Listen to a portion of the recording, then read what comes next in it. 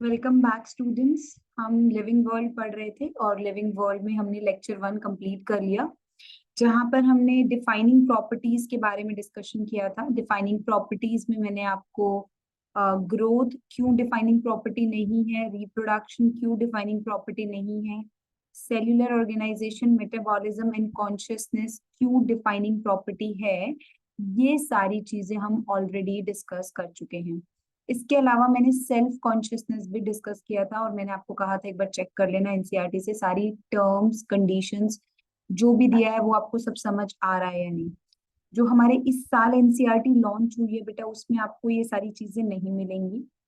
तो आपको क्या करना है, पुराने साल वाली एनसीईआरटी को यूटिलाइज करना। क्लियर? ओके, तो बिना देर करे जल्दी से स्क्रीन शेयर करते हैं और एनसीईआरटी का बाकी सेगमेंट पढ़ते हैं।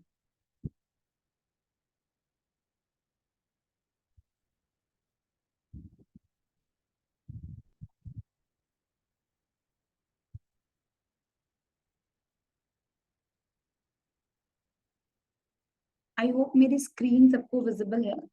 तो मैंने स्क्रीन में लिखा हुआ है लिविंग वर्ल्ड का, ये है लेक्चर 2। और हम सबसे पहले डिस्कस करेंगे एनसीईआरटी लाइंस। तो उसके लिए हमें एनसीईआरटी ओपन करनी पड़ेगी। जल्दी से एनसीईआरटी पर चलते हैं। तो एनसीईआरटी में हमने कॉन्शियसनेस को डिफाइनिंग प्रॉपर्टी मान लिया था। हमने कोमा पेशेंट्स का भी डिस्कशन कर दिया था। अब इसके नीचे कुछ लिखा हुआ है, यहाँ से हम पढ़ते हैं। In higher classes, you will come to know that all living phenomena are due to underlying interactions. Properties of tissue are not present in the constituent cells. देखो आप समझिए, अगर हम हमारी बॉडी ऑर्गेनाइजेशन देखते हैं तो हम ऑर्गन सिस्टम से बने हैं। अब मैं आपसे पूछूं बेटा ऑर्गन सिस्टम किससे बने हैं, तो आप बोल दोगे कि मैम ऑर्गन से बने हैं। मैं पूछूं ऑर्गन्स किससे बने हैं, तो आप बोल दोगे कि मैम टिश्यूज से बने हैं। अगर मैंने पूछ लिया टिश्यूज किससे बने हैं, तो आप बोलोगे सेल से बने हैं। सेल्स पूछूंगी तो बोलोगे बायोमोलिक्यूल से बने हैं। यहाँ तक तो ठीक है। लेकिन अगर मैंने बोला प्रॉपर्टी ऑफ ऑर्गन सिस्टम किसकी वजह से है, तो आप ये नहीं कह सकते कि property of organ system organs की वजह से, ये प्रॉपर्टी ऑफ ऑर्गन्स उसके अंदर जो टिश्यूज है उसकी वजह से। एक्चुअली जो भी प्रॉपर्टी अराइज होती है at the level of, at the higher level, वो interaction at the lower level से अराइज होती है। समझने की कोशिश करना। सेल एक हायर लेवल हो गया, बायोमोलिक्यूल लोअर लेवल हो गया। तो सेल की जो प्रॉपर्टी आई है वो ऑर्गेनली के अंदर जो बायोमोलिक्यूल्स है, ऑर्गेनली जो है वो आपस में इंटरैक्ट करके सेल बना रहे हैं। ऐसे ऑर्गेनली की जो प्रॉपर्टी होती है वो बायोमोलिक्यूल्स आपस में इंटरैक्ट करके बना रहे हैं। सेल्स, टिश्यू की जो प्रॉपर्टी हो रही है वो सेल के अंदर नहीं है। सेल्स आपस में इंटरैक्ट करके टिश्यू की प्रॉपर्टी बना रही है। टिश्यूज आपस में इंटरैक्ट करके ऑर्गन लेवल, ऑर्गन की प्रॉपर्टी बना रहे हैं। तो यहाँ पर ये लाइन समझने की कोशिश करना, properties of tissue, let me highlight it. Properties of tissue are not present in the constituent cells but arise as a result of the interaction among the constituent cells. तो जो प्रॉपर्टी है वो constituent sales, बनाने वाली sales, मतलब tissue की जो property है वो सेल्स के अंदर इंटरेक्शन से आई है। Similarly properties of cellular organelle are not present in the molecular constituents, biomolecules में प्रेजेंट नहीं है, but it has arisen as a result of interaction among the molecular components which are comprising the organelle. ऐसे ही organ system पर अगर property arise हो रही है तो ऑर्गन्स के आपस में इंटरेक्शन से अराइज हो रही है। तो इसको इस तरीके से हम लिख सकते हैं। वापस यहाँ पर चलते हैं। तो एक बार मैं नीचे वाला सेक्शन ले लेती हूँ यहाँ पर। तो जैसे ये बायोमोलिक्यूल्स हैं, तो ये आपस में इंटरेक्शन करेंगे।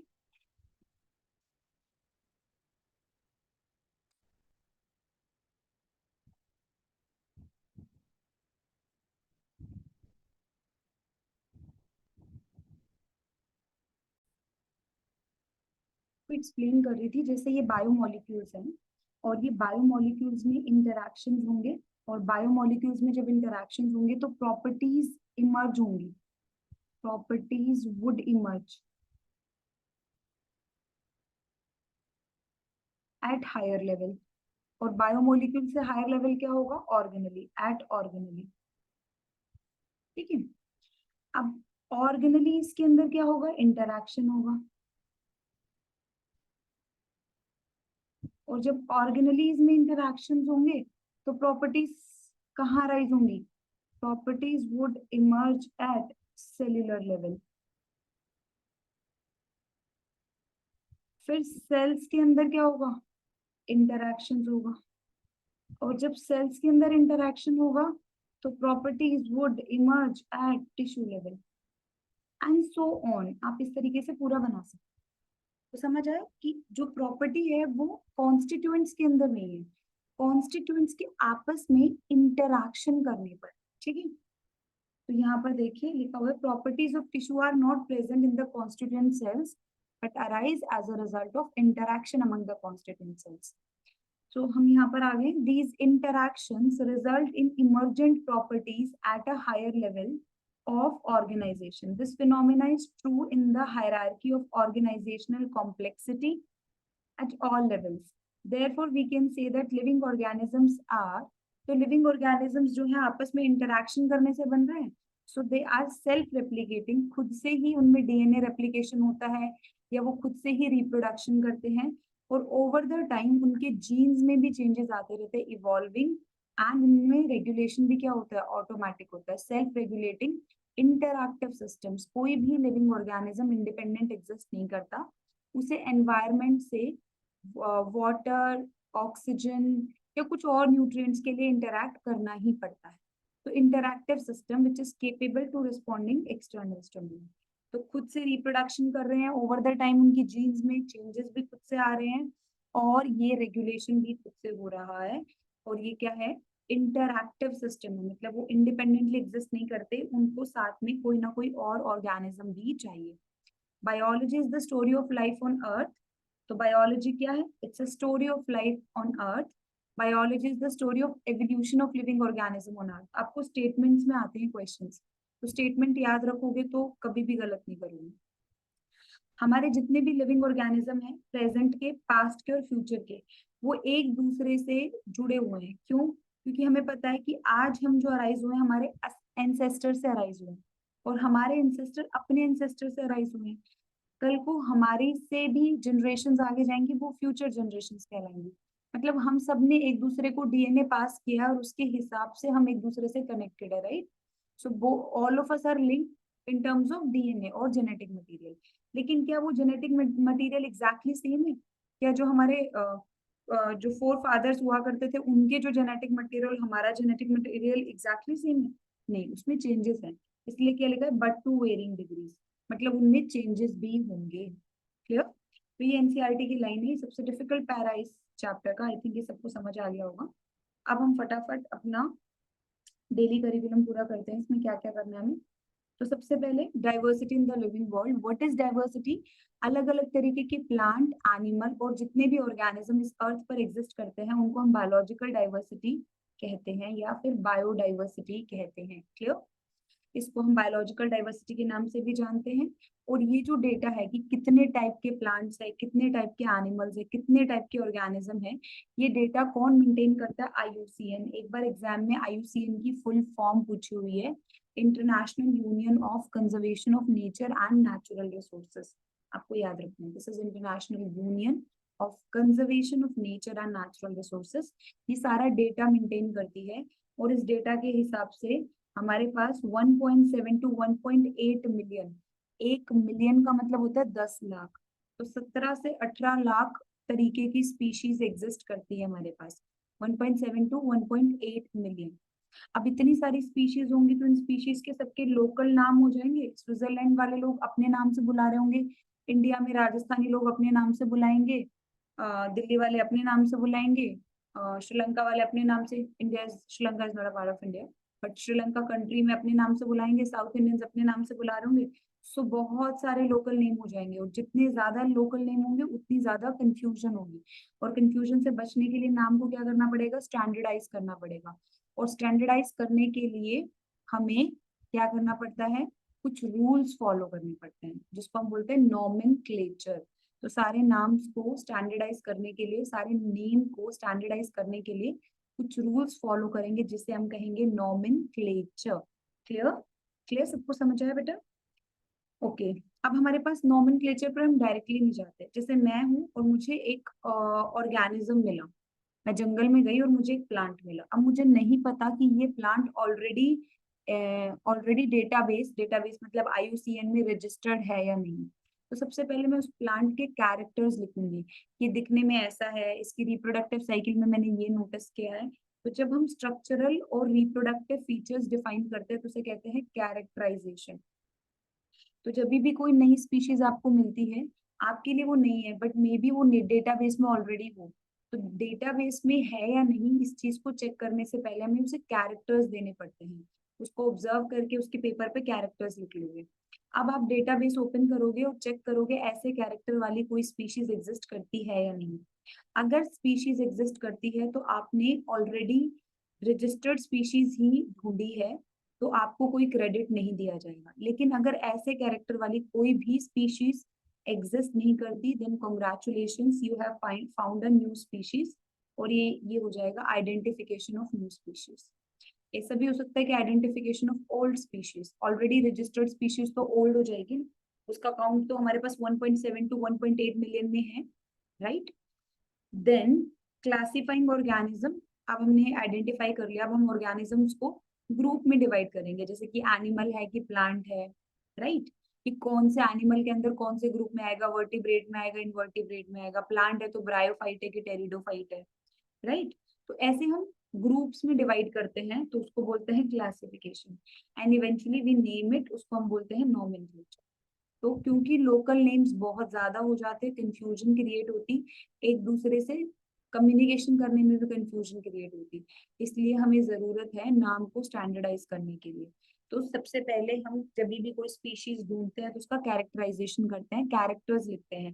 देन डेटाबेस में चेक करते हैं बेस्ड ऑन दीज कैरेक्टर्स कोई स्पीशीज रिपोर्टेड है तो आपने ओल्ड स्पीशीज ही आइडेंटिफाई करिए, रिपोर्टेड नहीं है तो congratulation, you have found a new species. Then हम इसे ग्रुप्स में डिवाइड करेंगे, कौन से ग्रुप में जाएगा, कौन से एनिमल के ग्रुप में, कौन से प्लांट के, कौन से प्रोटेस्टा के, फंगस के, किस ग्रुप में जाएगा, उसे क्लासिफिकेशन देंगे। And finally we would name it nomenclature.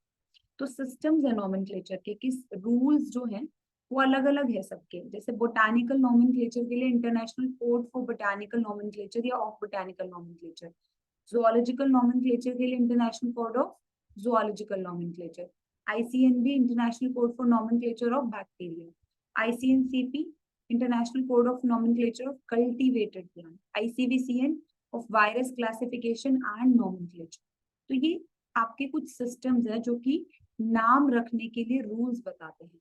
तो ये बोटानिकल नाम रखने के लिए बताएगा, मतलब बॉटनी के नाम, ये जुआलॉजी वाले नाम रखने के लिए बताएगा, ये बैक्टीरिया के नाम के लिए, ये जो कल्टीवेटेड प्लांट्स, हम जो नया प्लांट आपस में क्रॉस ब्रीडिंग से प्रोड्यूस करते हैं, नई स्पीशीज प्लांट्स की बनाते हैं वो, और ये वायरस का जो कोविड-19 वाले वायरस का नाम दिया गया था वो ICVCN की हेल्प से दिया गया था। They provide universally accepted scientific names. तो यूनिवर्सली एक्सेप्टेड का मतलब क्या होता है कि सबने एक्सेप्ट किया, सारी कंट्रीज एक्सेप्ट करेंगे उसे, और कैसे नाम आएंगे, लॉजिकल साइंटिफिक नेम। तो हमारे पास आता है सबसे पहले बाइनोमियल नोमेनक्लेचर, इसको सिर्फ एनसीईआरटी से पढ़ेंगे और एनसीईआरटी में ही हाईलाइट कर लेंगे सारा कुछ। बाइनोमियल नोमेनक्लेचर दिया किसने था, कैरोलस लीनियस नाम के एक साइंटिस्ट ने दिया था। He is also considered as father of taxonomy, और टेक्सोनॉमी बायोलॉजी की वो ब्रांच है जिसमें हम ये सारा कुछ स्टडी करते हैं, कैरेक्टराइजेशन, आइडेंटिफिकेशन, नोमेनक्लेचर, क्लासिफिकेशन, ये सब कुछ जहाँ स्टडी करते हैं उस ब्रांच को टेक्सोनॉमी कहते हैं। और टेक्सोनॉमी के फादर है कैरोलस लीनियस, और कैरोलस लीनियस ने ही बाइनोमियल नोमेनक्लेचर दिया था।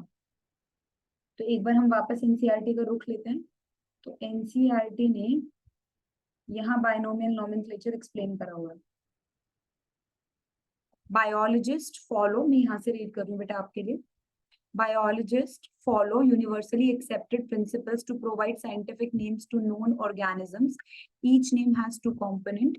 साइंटिफिक नेम के दो कंपोनेंट होंगे, पहला कंपोनेंट जेनेरिक नेम होता है, दूसरा कंपोनेंट स्पेसिफिक एपिथेट होता है।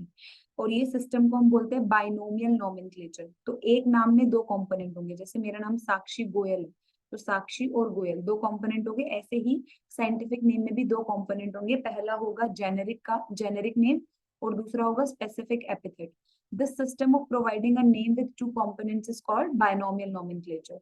द नेमिंग किसने दी थी, कैरोलस लीनियस ने। ये कौन है, फादर ऑफ टेक्सोनॉमी। और टेक्सोनॉमी क्या होती है, ऐसी ब्रांच जिसमें ये characterization, identification, classification and nomenclature चारों चीजें आप स्टडी करते हो। ठीक है। एंड ये बहुत कन्वीनियंट माना गया। अब जैसे हम मैंगो का एग्जांपल लेते हैं, मैंगो का साइंटिफिक नेम क्या होता है? Mangifera indica. अब ध्यान से देखना, ये मैंने यहाँ पर लिखा हुआ Mangifera indica. Mangifera generic name है, इंडिका स्पेसिफिक एपिथेट है। जेनेरिक नेम नेम हमेशा कैपिटल लेटर से शुरू होगा और specific epithet throughout small letter में ही रहेगा। दो नाम हो गए। इसके बाद ये जो वर्ड है ये लेटिनाइज्ड है, मतलब लेटिन लैंग्वेज हमने यूज करी है।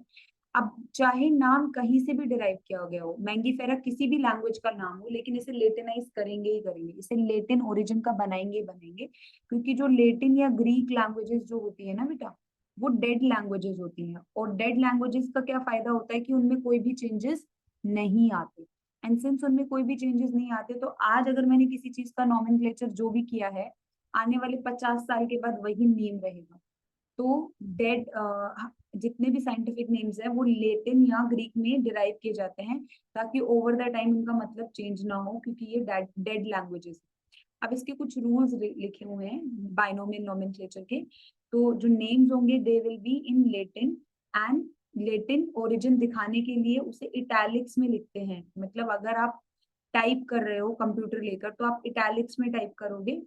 और अगर आप लिख रहे हो, हैंड रिटन है, तो आप उसे सेपरेटली अंडरलाइन करोगे। इसका लेटिन ओरिजिन दिखाने के लिए आप उसे इटैलिक्स में टाइप करते हो।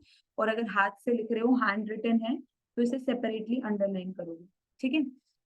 इसके लेटिन ओरिजिन को दिखाने के लिए फर्स्ट नेम क्या होता है? जीनस होता है, और सेकंड जो होता है स्पेसिफिक एपिथेट होता है।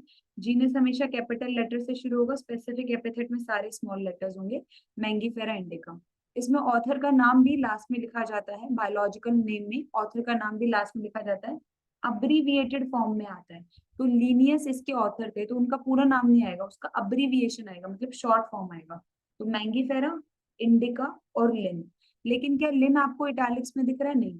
तो ऑथर का नाम इटैलिक्स में नहीं होता, ना ही सेपरेटली अंडरलाइंड होता है। So Mangifera indica Linn. ठीक है। तो ये हुई आपकी बात बाइनोमियल नोमेनक्लेचर की। बाइनोमियल नोमेनक्लेचर में दो कंपोनेंट होते हैं, genus name, specific name, separately underlined, italics, Latinised, capital letter in genus, and abbreviated form में ऑथर का नाम लास्ट में होगा, लेकिन वो इटैलिक्स में नहीं लिखा जाता या उसे सेपरेटली अंडरलाइन नहीं करते। अब ये कुछ चीजें हैं जो एनसीईआरटी ने नहीं बताई, जैसे प्रिंसिपल ऑफ प्रायोरिटी। अब जैसे साइंटिस्ट में एक दूसरे में कंपटीशन था, उन्होंने एक ही चीज के चार चार नाम देने शुरू कर दिए। अब अगर साइंटिस्ट भी साइंटिफिक नेम चार अलग अलग दे देंगे, फिर से कंफ्यूजन होगी। लोकल नेम वाली कहानी हो गई ना। ए साइंटिस्ट ने ये नाम रखा, बी साइंटिस्ट ने ये नाम रखा, सी साइंटिस्ट ने ये नाम रखा। तो इन सब चीजों को डिस्करेज करने के लिए आईसीबीएन ने एक रूल बनाया। आईसीबीएन ने कहा कि जो पहला नाम दिया जाएगा वो अगर वैलिड है तो वो कहलाएगा मेन नेम। और अगर उस नेम को इनवैलिड कोई प्रूव कर देता है, कोई भी लॉजिक देके कहते इसका नाम तो ये नहीं होना चाहिए, इनवैलिड प्रूव कर देता है, तो ये मेन नेम हट जाएगा। और उसके बाद जो नया नाम आएगा वो मेन नेम बन जाएगा। लेकिन अगर आप अपने फर्स्ट नाम को, जैसे मैंगीफेरा इंडिका है, अब वो मेन नेम है, लेकिन अगर इसको कोई इनवैलिड प्रूव नहीं कर सकता और उसके बाद मैंगीफेरा इंडिका का एक और नाम देता है, तो ये जो दूसरा नाम आपने दिया वो सिनोनिम ही होगा। उसकी अपनी कोई पहचान नहीं है, वो हमेशा अपने मेन नेम के साथ ही लिखा जा सकता है। I repeat, principle of priority ICBN का सबसे इंपॉर्टेंट रूल है। ये कहता है कि जो फर्स्ट नेम है अगर वो वैलिड है तो उसे ही प्रेफर करेंगे, और अगर वो इनवैलिड है तो नया नाम दे दो। लेकिन अगर वो वैलिड है तो वही प्रेफर्ड होगा, वही मेन नेम होगा। बाकी जितने भी नाम आप दे रहे हो उसके बाद वो सारे सिनोनिम होंगे। सिनोनिम को कभी भी अकेले नहीं लिखा जाता। सिनोनिम को किसके साथ लिखा जाता है? मेन नेम के साथ। अब एग्जाम्पल है आपका एल्ब्यूगो कैंडिडा, नेक्स्ट चैप्टर में पढ़ोगे इसके बारे में। एल्ब्यूगो कैंडिडा एक फंगस। तो एल्ब्यूगो कैंडिडा इसका मेन नेम है, और इसका सिनोनिम क्या हो जाएगा? सिस्टोपस कैंडिडस। तो प्रिंसिपल ऑफ प्रायोरिटी कहते हैं कि अगर पहला नाम वैलिड है तो बाकी सारे नाम क्या कहलाएंगे? सिनोनिम कहलाएंगे। फिर उसके बाद हमारे पास अलग अलग बुक्स में अलग अलग साइंटिफिक नेम चल रहे थे। मैंगो का नेम इस साल में अलग दिया गया, अगले साल में अलग दिया गया। तो इस सारी कंफ्यूजन को दूर करने के लिए लीनियस ने बोला मेरी लिखी हुई 1758 की 10th edition Systema Naturae for animals के लिए वैलिड है। मतलब एनिमल्स के नेम सिस्टेमा नेचुरा की जो 10th एडिशन में है, जो कि 1758 में रिलीज हुई थी, उसके पहले जितने भी नाम है उन सबको डिस्कार्ड कर दो, और वो बुक में जितने नाम है उन सबको एक्सेप्ट कर दो। मतलब मान लो 1757 में भी कोई वर्जन आया होगा तो वो बुक सारे नाम डिस्कार्ड कर दो। So no names are recognised prior to those used by Linnaeus in 1758। 1758 के सिस्टमा नेचुरे के 10th एडिशन में एनिमल्स के जितने नाम कैरोलस लिनियस ने लिखे, बोले इसके पहले अगर मैंने ही कुछ नाम दिया वो भी हटा दो, ये नाम वैलिड रहेंगे जो मैं अब दे रहा हूँ। उसके बाद उन्होंने सेम चीज प्लांट्स के लिए बोली, लेकिन प्लांट्स की बुक का नाम क्या था, स्पीशीज प्लांटरम, और वो कब रिलीज हुई थी, 1753। तो सिस्टेमा नेचुरी का 1758 वाला वर्जन वो एक्सेप्टेबल है, और स्पीशीज प्लांटरम का 1753 वाला वर्जन एक्सेप्टेबल है। सिस्टेमा नेचुरी एनिमल्स के नाम दे रही है और स्पीशीज प्लांटरम प्लांट्स के नाम दे रही है, ठीक है। तो हमारे पास कुछ साइंटिफिक नेम है जो अब आप क्योंकि 11th क्लास में आ गए हो, आपको साइंटिफिक नेम याद भी होने चाहिए। जैसे होमोसेपियंस, होमोसेपियंस मैंने दोनों दोनों तरफ होमोसेपियंस लिख दिया, एक तरफ ह्यूमन लिख लेते हैं ना, एक तरफ ह्यूमन लिख लेते हैं बेटा।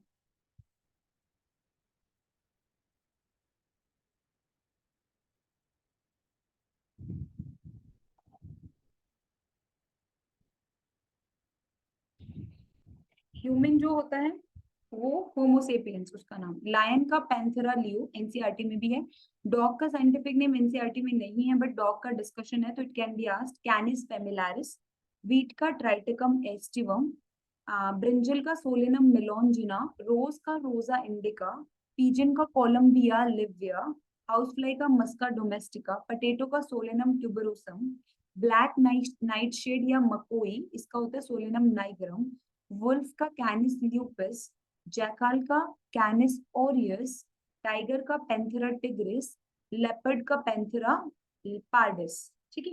ये साइंटिफिक नेम आपको याद होने चाहिए। देन एनसीईआरटी के बाहर एक और चीज है, ट्राइनोमियल नोमेनक्लेचर। ये किसने दिया था, ये लेमार्क ने दिया था। इसमें नाम से ही पता चल रहा है इसके अंदर तीन कंपोनेंट्स होंगे। बाइनोमियल में दो थे, इसमें तीन कंपोनेंट होंगे। पहला कंपोनेंट जेनेरिक नेम का होगा, दूसरा कंपोनेंट स्पेसिफिक एपिथेट का होगा, और तीसरा कंपोनेंट सब स्पीशीज या वैरायटी का होगा।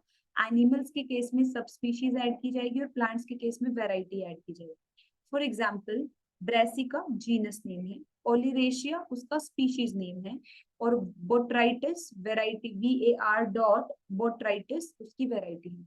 तो कॉलीफ्लावर, ये ट्राइनोमियल नोमेनक्लेचर लेमार्क ने दिया। Corvus splendens splendens Indian crow, Brassica oleracea variety capitata cabbage, Acacia nilotica variety indica Indian babul. तो ये आपका हुआ ट्राइनोमियल नोमेनक्लेचर। देन आप एनसीईआरटी में टैक्सन और कैटेगरी का एक डिस्कशन पढ़ते हैं। मैं आपको एक फ्री सजेशन देती हूँ बेटा, टैक्सन और कैटेगरी का डिस्कशन एनसीईआरटी से पढ़ना है, क्योंकि एनसीईआरटी कुछ कंक्लूड ही नहीं कर पा रही। तो उसमें सिंपल सी कहानी है, समझो जब भी लिविंग ऑर्गेनिजम्स की बात हो रही है तो वो टैक्सन की बात कर रहा है, और जब लिविंग ऑर्गेनिजम्स के ग्रुप को रिप्रेजेंट करने वाले किसी नॉन लिविंग टर्म या एब्स्ट्रैक्ट टर्म की बात कर रहे हैं तो वो कैटेगरी होती है। जैसे आप सबके, मान लीजिए मैं किसी भी बैच के बच्चों का नाम बोल देती हूँ, RM, repeater batch is RM, ठीक है। तो मैंने बोला RM02, RM02 मैंने बोला, तो RM02 एक बैच का नाम हो गया, रिपीटर बैच का नाम क्या हो गया, RM02। तो ये हो गया बैच का नाम, तो मतलब ये कैटेगरी का नाम है। तो कैटेगरी क्या है, एक एब्स्ट्रैक्ट टर्म है जो कि ग्रुप ऑफ लिविंग ऑर्गेनिजम्स को डिफाइन करती है। RM02 में 40 बच्चे हैं, तो ये 40 क्या है, लिविंग ऑर्गेनिजम्स हो गए बेटा। तो 40 लिविंग ऑर्गेनिजम्स को डिफाइन कर रही है कौन, RM02। तो कैटेगरी क्या होती है, एब्स्ट्रैक्ट टर्म होती है जो कि लिविंग ऑर्गेनिजम्स को ग्रुप करने के लिए यूज की जाती है। जैसे हमारे पास कैटेगरी है, कुछ बच्चों ने 9th में पढ़ा होगा, kingdom, class, phylum, order, genus, species, family, ये क्या कैटेगरी है। तो ये एब्स्ट्रैक्ट टर्म्स है जो कि लिविंग ऑर्गेनिजम्स को ग्रुप करने के लिए यूज की जाती है। फिर हमारे पास एक्चुअल में लिविंग ऑर्गेनिजम्स होते हैं, जैसे एनिमैलिया, ब्रायोफाइटा, ये क्या है, लिविंग ऑर्गेनिजम्स के ग्रुप को रिप्रेजेंट करता है। तो जब मैंने बोला RM02 तो वो कैटेगरी हो गई, लेकिन लेट्स से मैंने उसमें एक बच्चे का नाम आकाश लिया, तो वो क्या हो जाएगा, आकाश क्या हो जाएगा, टैक्सन। तो जब मैंने बोला किंगडम, तो किंगडम क्या हो गई, कैटेगरी। लेकिन जब मैंने बोला animalia, bryophyta, animalia Plantae, Protista, Monera, मैंने ये वर्ड्स यूज करे तो ये क्या हो जाएगा, टैक्सन। या फिर मैंने बोला वीट, डॉग, ये क्या हो जाएगा, टैक्सन। तो टैक्सन इज समथिंग लिविंग। तो आप इस तरीके से याद रख लो, मेरे बैच का नाम जो है वो कैटेगरी हो गया, और इस बैच के अंदर जो भी एक बच्चा, मैं जिसका भी एग्जाम्पल ले रहा हूँ, वो टैक्सन हो जाएगा। ऐसे ही किंगडम वर्ड जो है, किंगडम वर्ड वो क्या है, कैटेगरी। ऐसे ही क्लास वर्ड क्या है, कैटेगरी। लेकिन मैं क्लास में किसी पर्टिकुलर क्लास की बात कर लूंगी, जैसे बोला इंसेक्टा, तो वो क्या हो जाएगा, टैक्सन हो जाएगा। तो abstract term to define group of living organism is category, लेकिन उसके अंदर एक्चुअल लिविंग ऑर्गेनिजम्स के ग्रुप को या एक्चुअल लिविंग ऑर्गेनिज्म को हम टैक्सन बोलते हैं। टैक्सन का प्लूरल ही टैक्सा कहलाता है। टैक्सन का प्लूरल ही क्या कहलाता है, टैक्सा कहलाता है। आई थिंक यहाँ तक किसी को कोई कंफ्यूजन नहीं होगी। Just minute.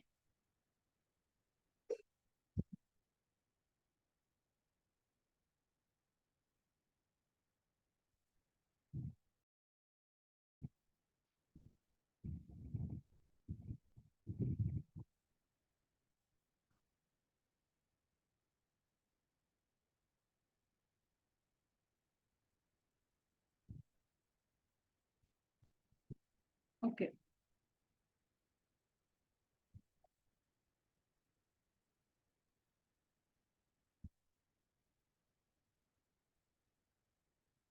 मुझे एक बार फिर से स्क्रीन शेयर करनी पड़ेगी। I'm sharing my screen again।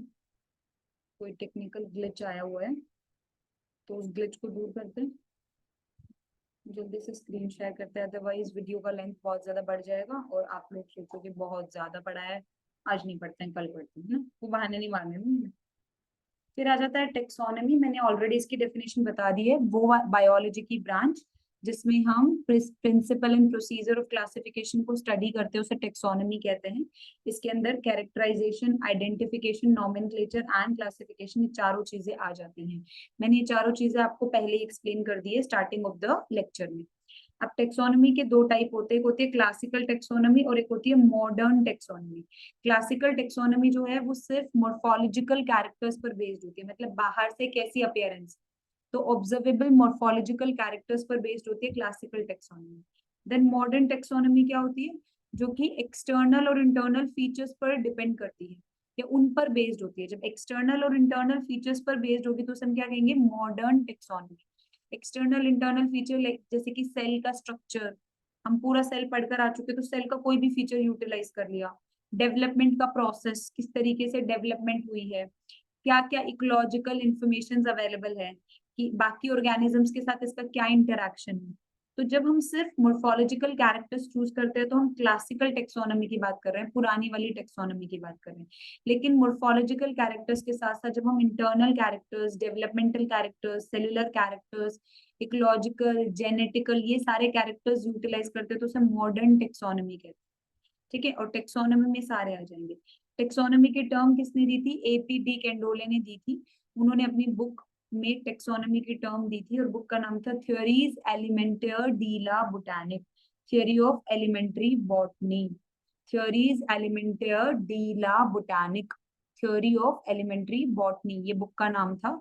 AP D कैंडोले ने ये टर्म टेक्सोनॉमी की दी थी। मॉडर्न टेक्सोनॉमी के अंदर दो ग्रुप और आते हैं, एक होता है साइटोटेक्सोनॉमी और एक होता है कीमोटेक्सोनॉमी। साइटोटेक्सोनॉमी में आप chromosome number, structure and behaviour, NSB, chromosome number, structure and behaviour की बेसिस पर क्लासिफिकेशन करते हो। साइटोटेक्सोनॉमी में साइटोलॉजिकल कैरेक्टर्स चूज किए जाएंगे और chromosome number, structure and behaviour के बेसिस पर क्लासिफिकेशन होगा। और कीमोटेक्सोनॉमी में क्या किया जाता है, कीमोटेक्सोनॉमी में chemical constituents of plants utilize किए जाते हैं, जैसे कि एल्कलॉइड्स, कैरेटिनोइड्स, कौन से प्लांट ने कौन सा एल्कलॉइड बनाया, कौन से कैरेटिनोइड्स थे, कौन से टैनिन्स थे, पॉलीसैकेराइड्स कौन से थे, न्यूक्लिक एसिड का सीक्वेंस कैसा है, फैटी एसिड्स कौन से हैं, एरोमेटिक कंपाउंड कौन से हैं। तो जब हम केमिकल कॉन्स्टिट्यूएंट्स के बेसिस पर प्लांट्स का क्लासिफिकेशन करते हैं तो उसे कीमोटेक्सोनॉमी कहते हैं। और जब हम chromosome number, structure and behaviour के बेसिस पर क्लासिफिकेशन करते हैं तो उसे साइटोटेक्सोनॉमी कहते हैं। तो ये एनसीईआरटी में प्लांट किंगडम में इंफॉर्मेशन दी है आपको। कहाँ इंफॉर्मेशन दी है, थर्ड चैप्टर में, प्लांट किंगडम में, थर्ड चैप्टर में। इसके बाद हम यही शुरू करेंगे, सेकंड तो मैंने ऑलरेडी सारा सीरीज में डाल दिया है, ये थर्ड आएगा। ठीक है, देन आता है सिस्टमैटिक्स। सिस्टमैटिक्स टेक्सोनॉमी से भी एडवांस वर्जन है। सबसे पहले सिस्टमैटिक्स वर्ड आया किससे है, सिस्टमा से आया है। ये वर्ड सिस्टमा लीनियस ने अपनी बुक सिस्टमा नेचुरी में यूज किया था, बताया था ना मैंने। सिस्टमा नेचुरी 1758 का जो 10th वर्जन था, उसके पहले के सारे नाम डिस्कार्ड हो गए, राइट। तो सिस्टमैटिक्स ये वर्ड आया किससे, सिस्टमा से, और सिस्टमा वर्ड कहाँ लिखा हुआ था, लीनियस की सिस्टमा नेचुरी में लिखा हुआ था, राइट। तो सिस्टमैटिक्स के अंदर हमारे पास अलग अलग ग्रुप होते हैं बेटा। अब सिस्टमैटिक के अंदर देखो, ध्यान से समझने की कोशिश करना।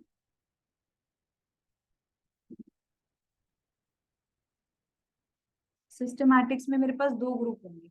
सबसे पहले एक होगा ओल्ड सिस्टमैटिक्स, और एक होती है नियो सिस्टमैटिक्स।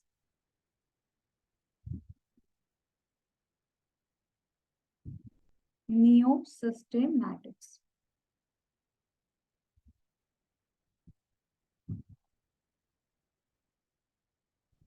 ओल्ड सिस्टमैटिक्स में सबसे पहले सिस्टमैटिक्स, ये आपको समझ आ गया कि सिस्टमैटिक और शुरू कहाँ से हुआ है, सिस्टमा से राइज हुआ है। लेकिन सिस्टमैटिक्स में आएगा क्या, हम फाइलोजेनेटिक रिलेशनशिप्स बताते हैं बेटा। हम क्या बताते हैं, फाइलोजेनेटिक रिलेशनशिप्स अमंग ऑर्गेनिजम्स, मतलब एक ऑर्गेनिज्म दूसरे ऑर्गेनिज्म से एवोल्यूशनरी पॉइंट ऑफ व्यू से कैसे रिलेटेड है। जैसे मैंने आपको एंडोसिम्बायोटिक थ्योरी पढ़ाई थी ना, तो मैंने बताया था कि क्लोरोप्लास्ट और माइटोकॉन्ड्रिया बैक्टीरिया से अराइज हुए हैं, तो ये एवोल्यूशनरी पॉइंट ऑफ व्यू। तो एवोल्यूशन के हिसाब से, आपने 10th क्लास में एवोल्यूशन पढ़ा भी है, एवोल्यूशनरी पॉइंट ऑफ व्यू से जब हम किसी दो ऑर्गेनिजम्स के बीच में रिलेशनशिप एस्टैब्लिश करते हैं तो उसे बोलते हैं फाइलोजेनेटिक रिलेशनशिप। तो सिस्टमैटिक्स के अंदर बेसिकली आपने जो भी पढ़ा था कैरेक्टराइजेशन, वो तो है ही, कैरेक्टराइजेशन तो है ही, उसके अलावा साथ में क्या आ जाएगा, आइडेंटिफिकेशन। आइडेंटिफिकेशन आएगा, आइडेंटिफिकेशन भी था टेक्सोनोमी में, आप कहोगे मैम वहां पर टेक्सोनोमी में पढ़कर आए। फिर क्लासिफिकेशन, देन नोमेनक्लेचर। आप कहोगे मैम ये तो सारा कुछ टेक्सोनोमी में पढ़ा है, यहाँ क्या नया बता रहे हो आप, प्लस फाइलोजेनी। मतलब टेक्सोनमी प्लस फाइलोजेनी, मतलब फाइलोजेनेटिक रिलेशनशिप या एवोल्यूशनरी रिलेशनशिप, कुछ भी बोल सकते हो। फाइलोजेनी क्या होती है, फाइलोजेनेटिक रिलेशनशिप, या इसको और क्या बोल सकते हैं, एवोल्यूशनरी रिलेशनशिप। एवोल्यूशन के हिसाब से हम किससे इवॉल्व हुए हैं, हम हमारे एंसेस्टर कौन थे, हम किससे ज्यादा रिलेटेड हैं, तो उसको बोलते हैं एवोल्यूशनरी रिलेशनशिप से फाइलोजेनी। जब वो भी बता दिया जाता है तो हम आ जाते हैं सिस्टेमैटिक्स के अंदर। और सिस्टेमैटिक्स के भी दो ग्रुप होंगे, एक ओल्ड सिस्टेमैटिक्स और एक नियो सिस्टेमैटिक्स। ये समझ आया। ओल्ड सिस्टेमैटिक्स जैसे हमारी टेक्सोनोमी की हमने बात की थी, ओल्ड सिस्टेमैटिक्स मोर्फोलॉजिकल कैरेक्टर्स पर बेस्ड होगी। तो old systematics is based on morphological characters. Neo systematics is based on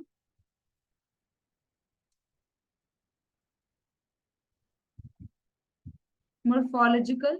Along with that, morphological characters तो होंगे ही होंगे, तो morphological, genetical, biochemical, ecological, anatomical, जितना सोच सकते हो उतना सोचिए।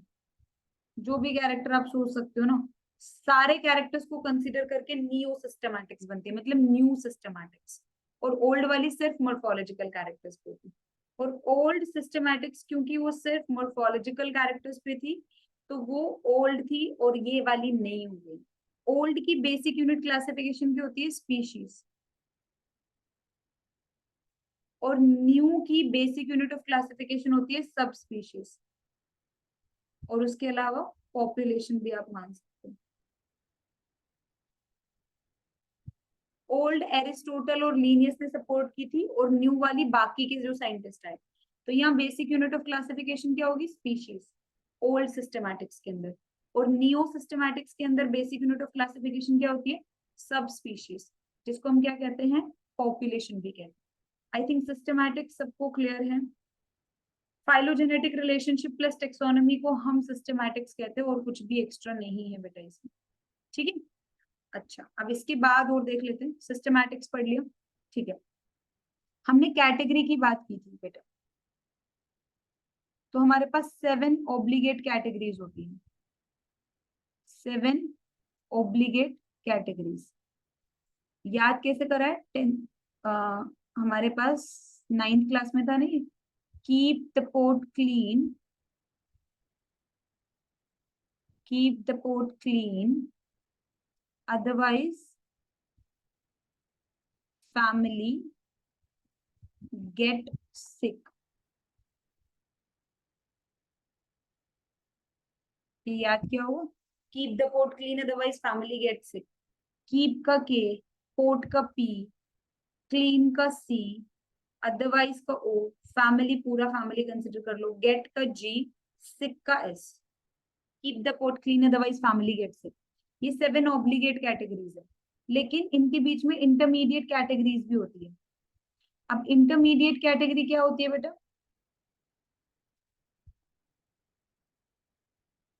इंटरमीडिएट कैटेगरीज होती है 21। ऑब्लिगेट कैटेगरी का मतलब होता है जब आप क्लासिफिकेशन करोगे तो ये 7 कैटेगरीज तो आपको यूज करनी ही करनी है, और उसके अलावा भी अगर आप यूज करते हो तो वो इंटरमीडिएट कैटेगरीज होती है। फॉर एग्जाम्पल जैसे मैंने बोला सुपर ऑर्डर, मैंने बोला सब ऑर्डर, मैंने बोला सब फैमिली,